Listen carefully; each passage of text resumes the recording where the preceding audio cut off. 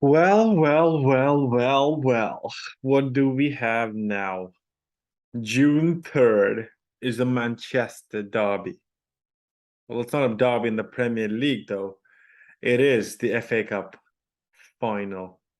Welcome to another episode of Sports with Monga. And after the painful misery, like just watching Brighton play and kind of just kind of not just score. They just dominated the game. Brighton dominated the game so much that the Manchester United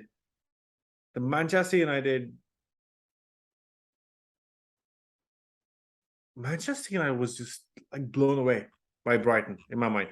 That's how the game went. But all's well that ends well. And here we have it.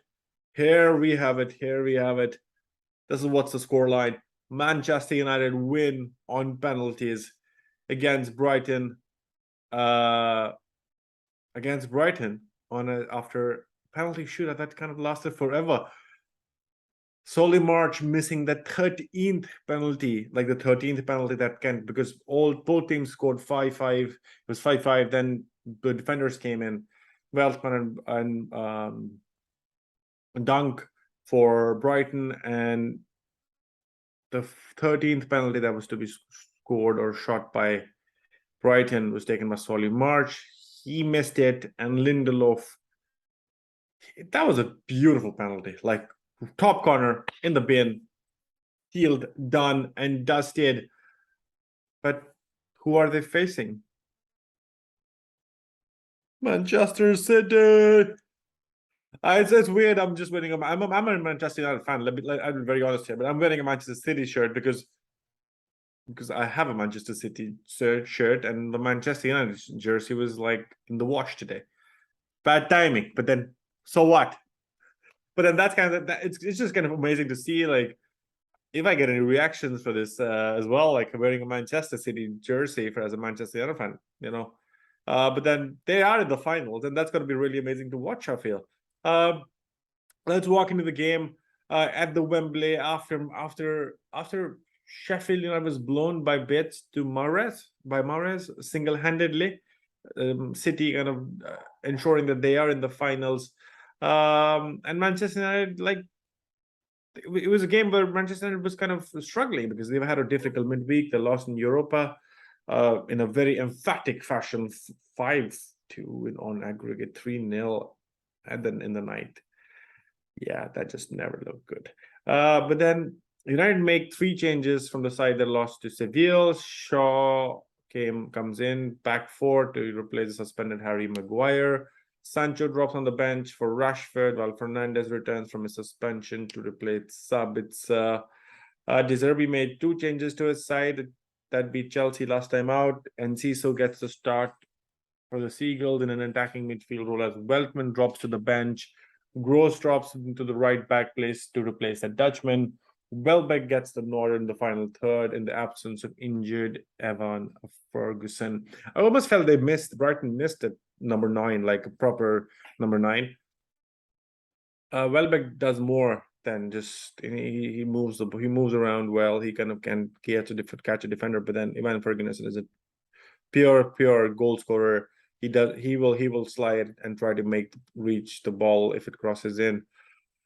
And I felt that was something that was being missing in the game for Brighton. That's why they couldn't finish. But then, well, that's the game in a way. That's how it was set up.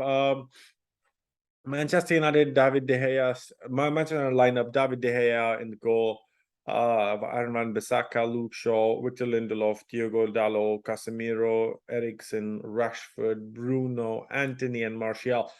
That's a very strong squad in my mind. Like, I think, in my opinion, if you have a better striker than Anthony Martial, if you have somebody like Isaac or Osman, or there are a lot of names, Tammy Abraham as well. Like, we need an out-and-out striker who just kind of rushes for the ball, like Isaac does, like Haaland does, like an out-and-out, like Callum Wilson, like Ollie Watkins.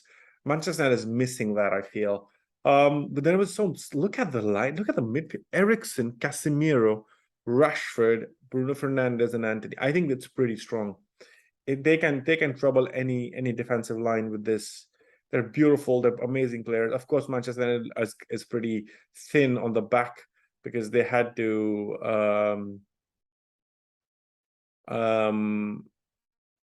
wait. United don't have a lot of defense because Varane is out. By the way, Varane is out for the whole season. I don't think if Martinez will be able to kind of make a recovery, but then United is playing for a very makeshift defense right now. Of course, Lindelof is a world-class player as well, but then they're struggling. They don't have a lot of options to choose from in a way like other teams have, and that's kind of the concerning part as well. Like this is the business end of the season, and you're missing key players, and you're thin in the back in key positions, so that's kind of a difficult position to kind of come into. But I would say it was completely Brighton's half till the 42nd minute. They were dominating completely end to end the game. No chance for Manchester United to come in the game. But in the last 4 minutes, there was a little spurt of intent shown by Manchester United players. So they wanted to get in the goal. They wanted to score. But then it ended up 0-0 in the first half. And it starts the same thing. Like, Brighton just kind of gets back onto the same thing. Like they tried to kind of push the case of for a winner, but then United is sitting back and hoping that to counter to get the ball. But then Rashford is not in the game. I felt Eriksen felt a little away or like off. I think that was why he was substituted early in the 64th minute by Fred. Then Weltman came in for Enciso. The game was pretty cagey, I would say. It became really end-to-end at one point where Brighton were like 17 minutes in like a press. It was kind of holding. And then Manchester United kind of tried to counter a couple of times to kind of cause some level of surprise with Rashford and Martial. But I think Martial looked a lot out of form in my mind. Like he didn't look at all kind of in the game. I think that's the reason why Sancho came in for Martial. And that was amazing. It ended 0-0 at 90th, and then we went into extra time. Pretty similar chances. Brighton making the chances, Mitoma causing the issues, and Bruno Fernandes is then substituted in the half with Malacia as well coming in for Wan-Bissaka, and Bruno being substituted for Wout Weghorst. He's been Manchester United's best player for quite some time, I would say. The intensity, the intent, the kind of aggression he brings on the field. Of course, there's a lot of falling, there's a lot of tackles that happen on him, but then he's one of those kind of lively characters, like live wire. Anything can happen with him when he has the ball, and that's what it happened. Like there was a little there was one in the 105th minute. There was a beautiful curling shoot from Rashford. Sanchez kind of live to that, being able to save it. But then it went pretty much flat, I would say, at the end of the first half of this extra time. And both of the teams were looking for the penalties, and then the penalties started. Interesting to see. I'll walk you through who and how it started. First of all, it went on the Brighton end. That's where the first penalties were taken. Manchester, so the United fans were away. It was behind the goal, in front of the Brighton fans, so it was advantage Brighton definitely. And of course, the fact that Brighton was taking the first penalty and De Gea, the man to set up the World Cup winner, McAllister, beautiful penalty, top corner. Nothing De Gea could do. Casemiro came in, scored 1-1. Then Pascal Gross 2-1. Dalot 2-2. Undav, that was another one. I really felt that he's gonna miss it, but then he kind of calmly pushed it. 3-2. Sancho, of course, he remembers, and we know that Sancho missed a penalty at the same Wembley Stadium in the Euro 2022 final, but then he dispatched it perfectly for a 4-4. Dunk then, for the fifth scored 5-4. Sabitzer came in. Sanchez gets the hand to the ball, and Sabitzer literally is like, that was amazing to watch. Like, his expression was amazing to watch. Like literally, he was like, that was amazing. But that went in, so it's 5-5. Webster came in to score 6-5. Wout Weghorst slots in. Like, we're in the deep end right now. The players that don't want to take the penalty. And then they're like 6. Weghorst scores at 6-5. And then it's a miss, as I said. Solly March, he strikes the ball over the top. And Lindelof can send beautiful top corner finish. Sends it to 6-7 in favor of Manchester United. Manchester United advanced the FA Cup final to take on Manchester City on June 3rd by beating Brighton and Brighton and Hove Albion 6-7, 6 on penalties after the game finished 0-0.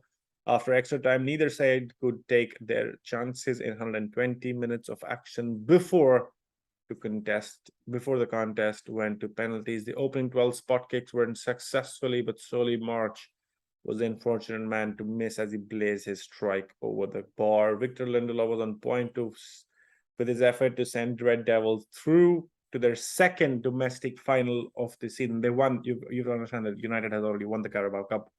So, silverware, yes, please. In the final, that is great to see. Both clubs return to Premier League action next week. Brighton are on the road to Nottingham Forest on Wednesday, while United travel to Tottenham, struggling Tottenham, on Thursday. If you've not seen the video that I did earlier, match reaction of Newcastle versus Spurs, you should watch that. That was an amazing match reaction. And that's how it's ended. I feel for Brighton fans. I feel for the Seagulls. They've had an amazing run. They've showed us what a lot of clubs have been missing, kind of the fight, the desire. Brighton, you have to understand, Graham Potter was taken, a lot of players were taken, but then De Zerbi comes in. They've signed beautiful players. Mitoma has been a revelation. Caicedo has been a revelation. He was the player of the match. Sanchez, Estepania, beautiful players all over. McAllister finding his form. Solly March, Pascal Gross, Ivan Ferguson, De Zerbi himself. These are just beautiful. Brighton have just been.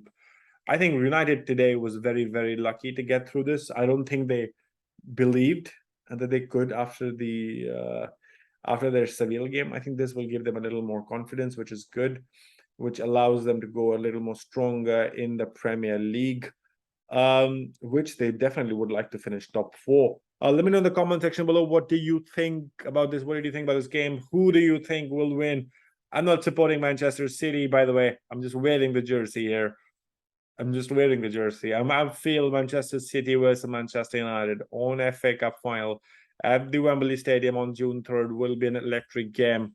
Let me know in the comment section below, what do you think? Do share this video, do like, and do subscribe, and do catch us on Instagram as well. The same handle, sportswithmongha. Until next time.